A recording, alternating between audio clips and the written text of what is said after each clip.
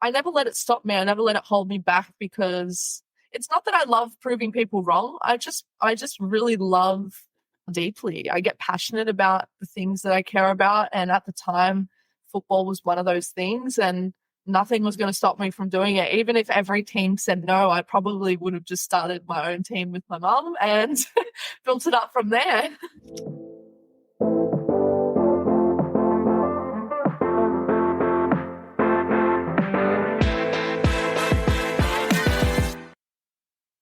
Welcome back to the show. If you heard last week's episode, we had both Taz and Alessia on. So if you have not heard that, please go back and listen to it. This week, we're bringing you part number 2 of that conversation, where we do a deeper dive just with Taz, and we talk about her incredibly interesting background and how she started out as a dancer and a tennis player and then fell in love with the Australian Football League. And she broke barriers and became a member of the Australian Football League. So we talk about that, how to deal with rejection and how to break some of those barriers that are more traditionally roles that men play, how she was really able to add her perspective, her value, and her skills.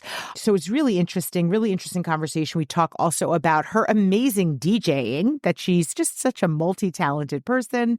We talk about gender disparities and resilience in her going into these areas that are considered male-dominated, DJing, the Australian Football League, and how she was really able to get people to accept her and that role and see her as somebody successful. We also talk about the ability to how creators should not be, and influencers should be looking at using LinkedIn and why that's important. So a very interesting part 2 to this conversation. I hope you enjoy it.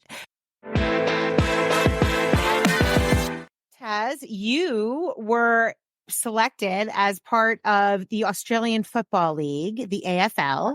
Can you talk a little bit about how you navigated that male-dominated field of sports?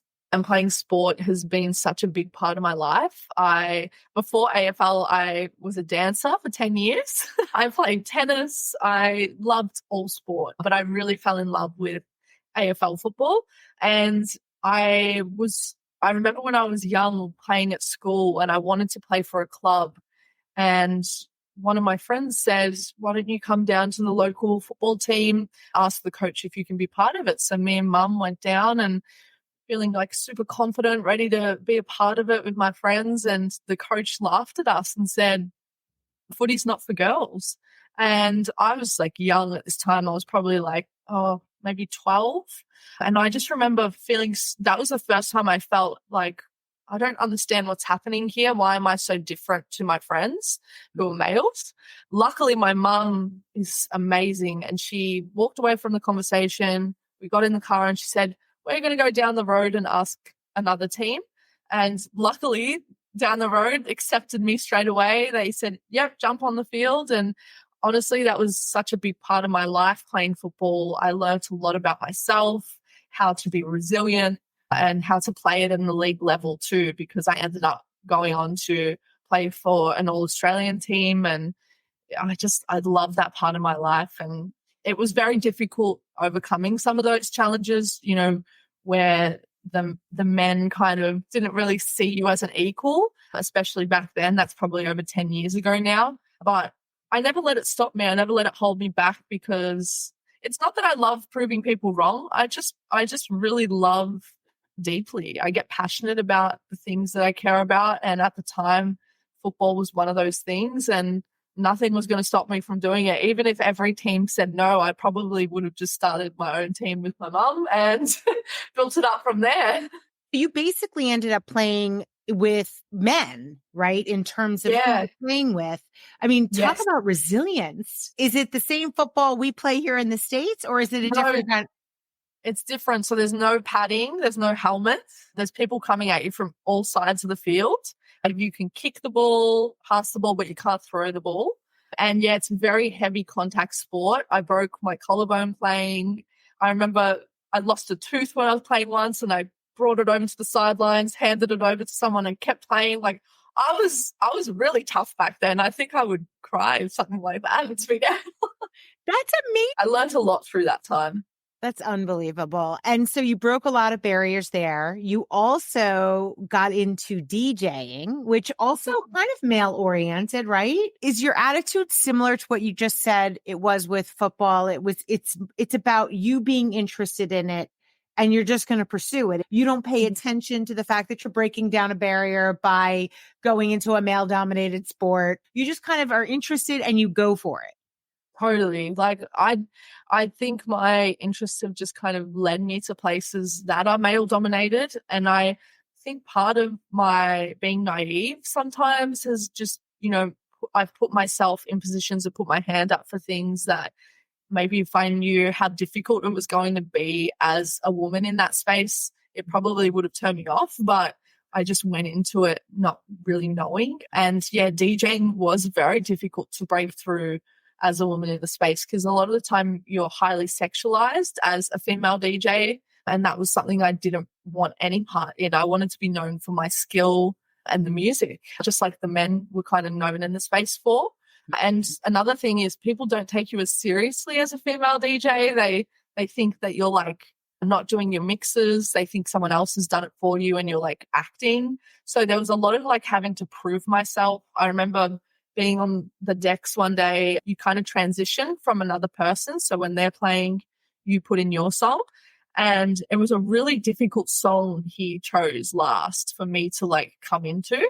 And when I finished the transition, he looked over at me and he said, okay, like I respect you now. Like I gave you a really hard one. And I was kind of thinking, you wouldn't do that for a guy. Like, why did you have to like test me? So it was constant, trying to prove yourself in that space. So it was challenging. It was exhausting, but because I loved music so much, it just kept me going back.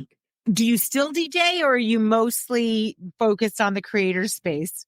Yeah, mostly on the creator space now, but I do love DJing as an outlet, like another creative outlet. And I do hope to get back into it where I can do gigs more often.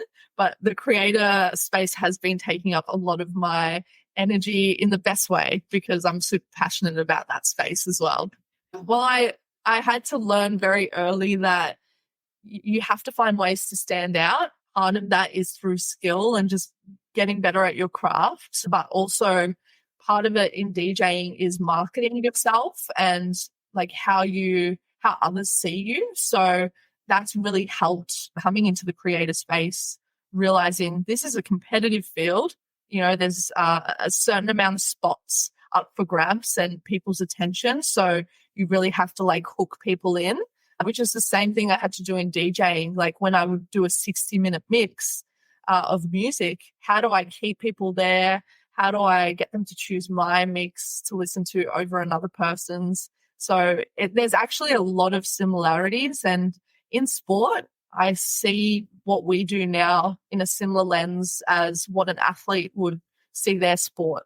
I try to take time off to prepare myself for those creative moments. And when I'm needed to be on, I try and fuel my body correctly. I live my life in a way where the craft is like so high up on a pedestal for me. And I'm just trying to do my best to like show up as the best version of myself. Well, I want to ask you if you think about how women are treated online, and I've talked with creators who've told me that female creators who feel like they are treated differently than men are, that, they might create a piece of content that has nothing to do with their appearance, but people are commenting on their appearance. They just get a lot of negativity. And I'm curious, first, do you have a perspective on whether female creators are treated differently? So what are your thoughts on that? I definitely think women have a difficult time online and offline too, actually, which makes us just really resilient people. And there is actually a lot of data in the space. I read a report recently that said in the Australian creator economy, women make $110 an hour, where males are earning $150 an hour. So there's still a gender pay gap even in the creator economy space. which is, not really shocking. Unfortunately, it proceeds wherever you look. So, and then another thing is dealing with hate comments and people always talking about your appearance. Me and Alessia are pretty lucky with our account that we don't give any energy to hate so that it stops breeding more of it. But I think as you grow as a creator, you actually you can't help it. At some point, the internet and the commentary becomes louder than what you can actually control. And we've seen that on videos that go mega viral. So if you get like 3 million plus views on a video, you can't really control your message. People are interpreting that in so many different ways from different cultures, perceptions and moods. Some people are going to be offended by things. So I think as women, we need to like support each other and not, buy into that, not be commenting on other women's content, like try and take that high ground and just see people as human beings who don't have the intention of hurting others a lot of the time, because as a creator myself, I know that I don't put content out there to upset people, even though sometimes it gets misconstrued like that sometimes. So, yeah, I think the best way we can overcome it as a community of women is by actually just lifting each other up. Yeah, I love that. I love your advice too for, not giving energy to the hate, because if you do, it just breeds more hate. It just 100%. breeds more of it.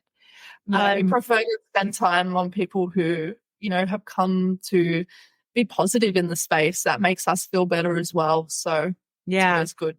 Ignore the hate. Well, if you think about where things are moving, one of the reasons that we actually were kind of landed on some of your content was actually on LinkedIn. Oh, so cool. Can you I love talk about how you're using, and because I feel like LinkedIn is now like this new platform for creators where maybe it wasn't so much in the past. I think now people are taking it seriously as a creator platform. Talk about how you're thinking about LinkedIn and using it.